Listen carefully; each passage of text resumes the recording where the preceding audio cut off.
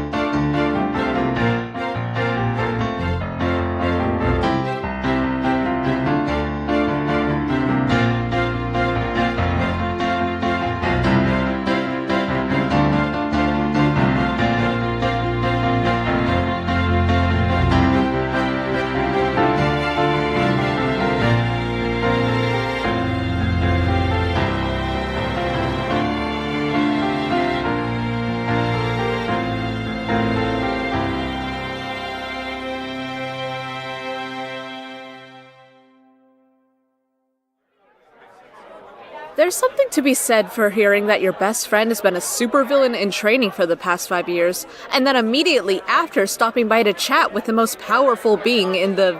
everywhere, probably. It puts things into perspective.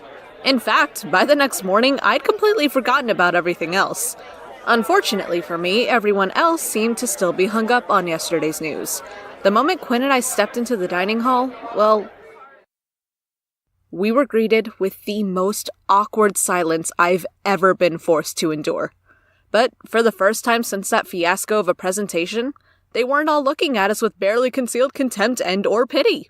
There was still plenty of that, sure, but also some respect, maybe?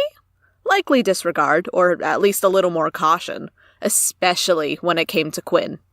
Anyway, after everyone had gotten a good long look at us, the general chatter ensued.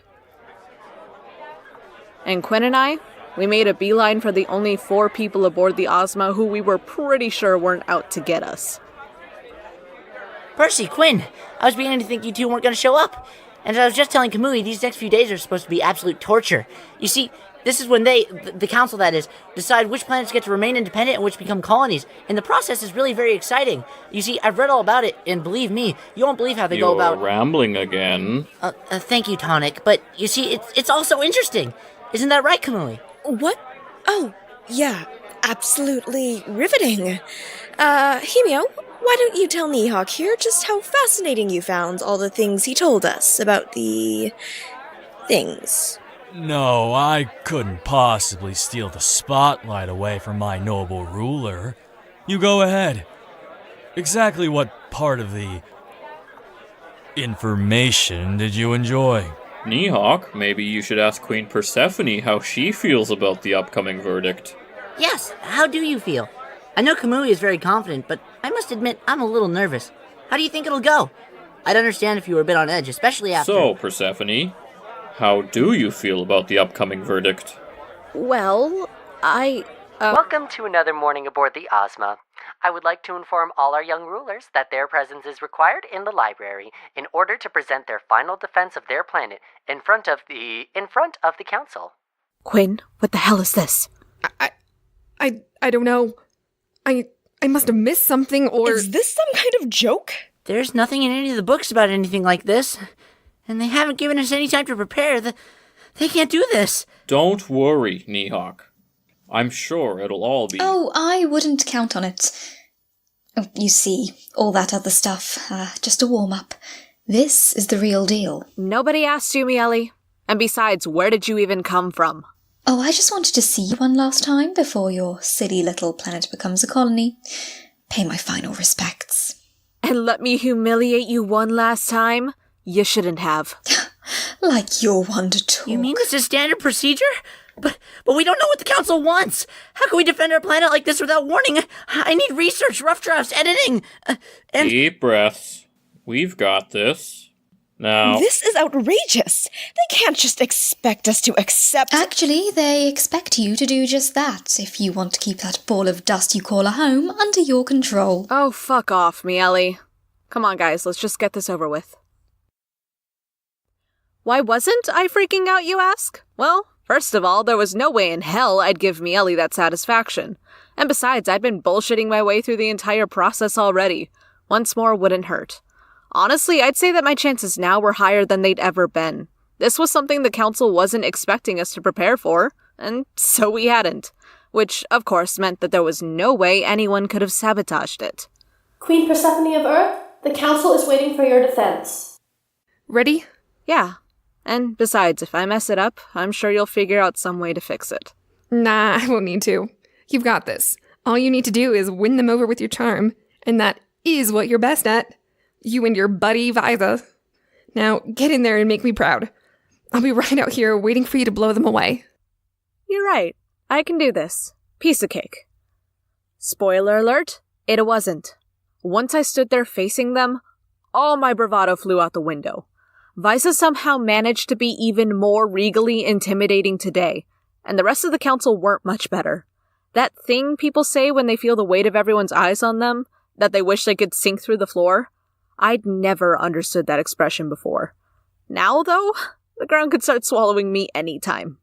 Before, the council felt far away. Mixed in with the rest of the rulers and guards, they were just another face in the crowd. But now, it all felt personal. They were all so close, and just being near them, I could feel why Viza had selected them as her equals. It was daunting, to say the least. And being in the spotlight now, it felt like an invasion of personal space. Invasion. Like what would happen if I didn't keep my shit together. But that's beside the point. Being under the scrutiny of the council alone? Well, this was incredibly nerve-wracking. So, Queen Persephone, tell us why should your planet remain independent, and why are you fit to rule it? Because we're not ready yet. You are not ready to be independent? Yes. No. I'd really like for us to remain independent, of course, but I understand what we must seem like to you. This is the first time we've sent a representative aboard the Ozma, for Christ's sake. And, as I've learned the hard way, we have no idea how any of this works.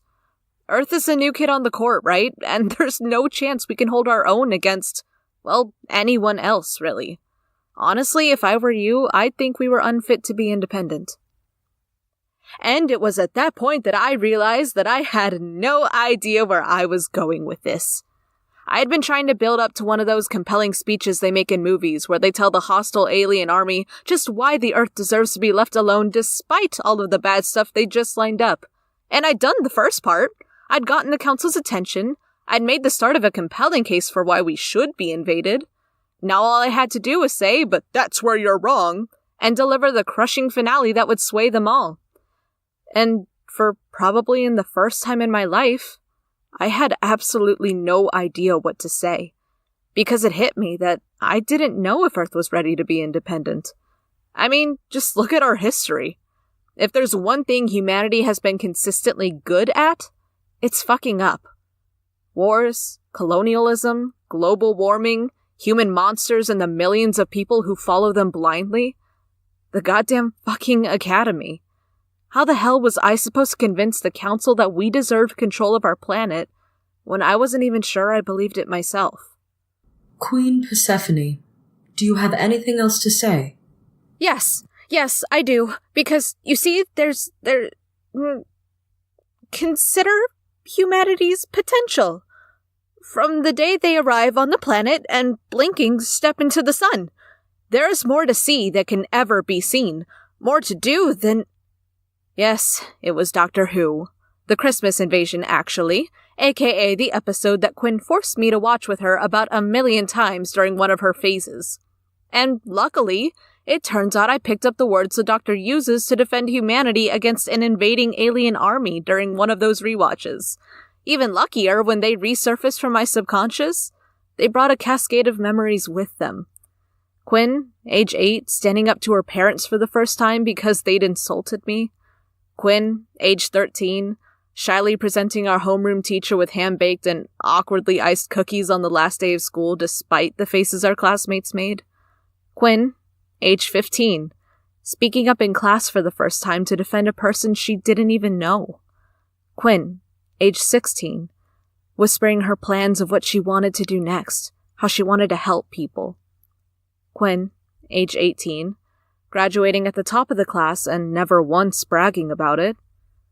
Quinn, age 23, telling me how she defied a criminal mastermind because she knew what they were doing was wrong.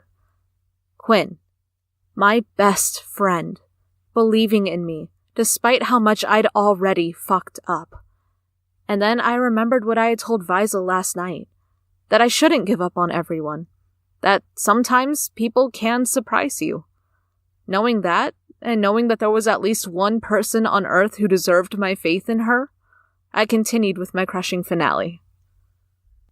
As I said, we're the new kids on the block, and we might need you to explain the rules to us.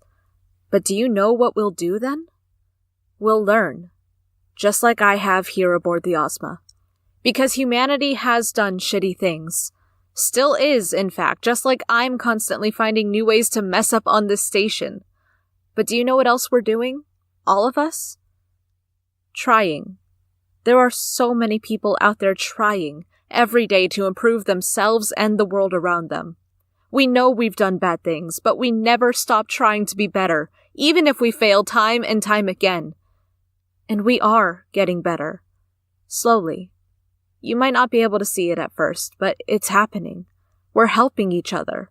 We're standing up for ourselves and for others. We're fighting for what we think is right and for all those who never got to make their voices heard. And a planet like ours, a planet that's young and inexperienced, has so much left to learn. So many possibilities, so many roads to explore. So much potential. Just imagine what we could do with all the knowledge aboard the Ozma. If you let me go back and rule, I swear to you that I will take all the things I have learned here and use them, all of them, to help my people continue to grow and to try and improve and learn. Maybe it wasn't as effective a speech as the one David Tennant delivered, but I hope I'd gotten the message across. And when I dared to look up and meet Viza's eyes, she was smiling at me. Very well. We shall convene and consider your argument. You are free to go. Yeah, right. Thank you. So I left. My hands were shaking as my nerves were completely frazzled. Luckily, I didn't have to go too far. The door shut behind me, and Quinn was there waiting and in my face. Percy, how did it go? So much for knowing I'd blow them away, huh? Percy. Right, of course you weren't waiting out here for them to kick me out and proclaim Earth a colony. I mean, how could I not? Now tell me, how did it go? Good, I think. But now, Earth's fate rests in the Council's hands.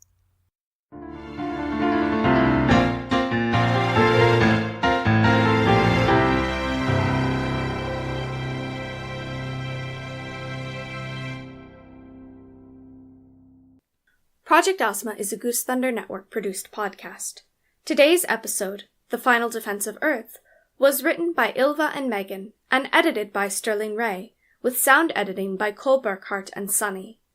Music was composed and performed by Benny James.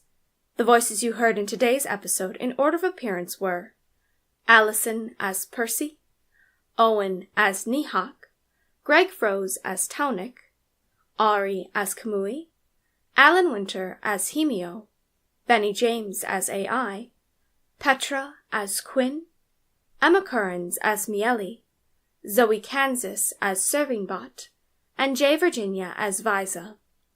Want to continue to stay up to date on all things Ozma?